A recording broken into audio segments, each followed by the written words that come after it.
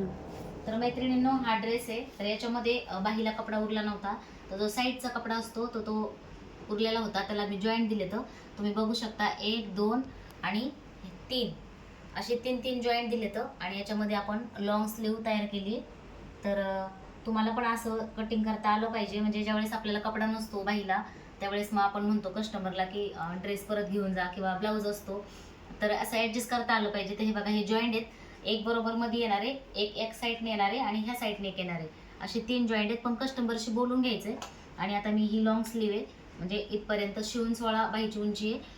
तर आता ही मी कटिंग करून घेते. तर म्हटलं तुम्हाला पण सांगावा ह्या व्हिडिओच्या माध्यमातून की जर कपडा कमी असला तर कस्टमरशी बोलून घ्यायचं आहे. आणि जो साईडचा कपडा असतो, ड्रेसच्या बाजूला निघलेला कपडा, म्हणजे आपण जी फिटिंग करतो त्याच्या साईडला जो उरलेला कपडा असतो त्याला जॉईंट देऊन त्याच्यामध्ये लॉंग बाही पण तयार करता येते. तर हा व्हिडिओ कसा वाटला कमेंट करून मला नक्की सांगा.